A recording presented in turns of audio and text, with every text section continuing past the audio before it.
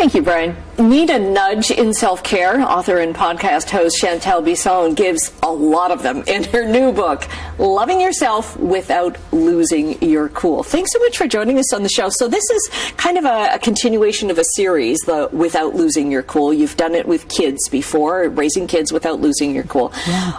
Why did you wait so long for this one? You know why I waited so long was because I knew that if I was going to write this book, I wanted to be really, really authentic and vulnerable. And I needed to get to that place inside myself where I felt comfortable enough sharing like those darkest corners of myself and my own struggles and challenges with, you know, my mental health and just my trauma from the past. So I wanted to make sure that I was going to write a book that was really, really going to be helpful because it was going to be really raw and true. Okay, and it is. Thank you. But I think you need that kind of book, though, in a self-help book like this, because if I'm reading a book where, you know, I'm trying to be more appreciative of myself, yeah. I don't want to read it by somebody that I think has a perfect life, and oh yeah, you're writing this and you're telling me, right? Yeah, what's happened to you? Right. And that I think is like the most important part of when you are digging deep into yourself. You know, you are also taking a risk on yourself to get vulnerable and ask yourself tough questions and really deal and heal. So I think when you are walking beside an author who also has done that, it gives you a confidence boost, you know, that you understand like, oh, I thought I was crazy. Oh, I'm not crazy. This is actually quite normal to struggle after being a mother, you know, or to, you know, have a relationship end and then have to refine your identity. You know, as women, I think we wear labels so easily that taking them off and peeling them off can be quite complicated. Mm-hmm. So I really wanted everybody to understand, like, it doesn't really need to be complicated, but it needs to be done so that you can live your best full life by being your true self, you know, without all those labels and societal pressures to be somebody. You give prompts in here because you say it's not just about reading this book along with you, but it's also about stopping and journaling. So you give journal prompts. So there's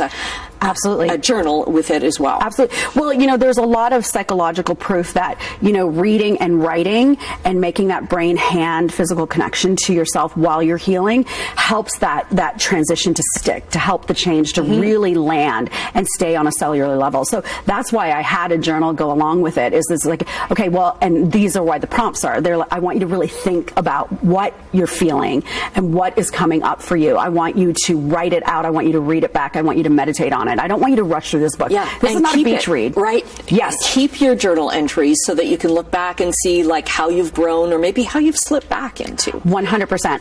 And that's the other thing too, is like to give yourself that grace. And this is what this book talks about. Is like, I think for so many of us through social media, is there's like this expectation of arriving. You know, like at some point I'm going to not need to do any work. And there are those moments in time where you're like, wow, I've really dealt with a lot. I've shed a lot, and now I'm ready. On that particular issue. Exactly, on that particular issue. And then as you heal one issue, other things kind of come up from the rear. So what I do is I will not only go back to the journal, but when I feel like I've really closed a chapter in my life, I burn my journals.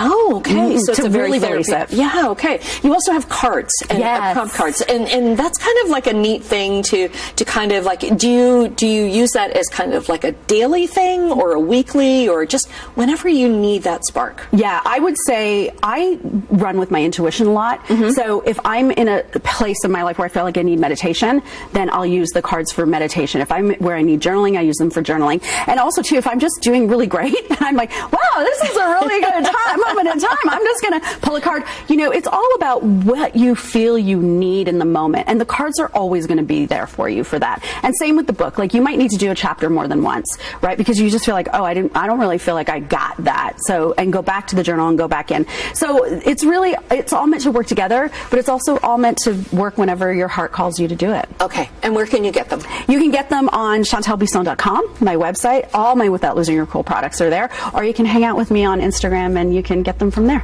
Okay. Podcast as well. Yes. We will get the links up on our website at chch.com/morninglive.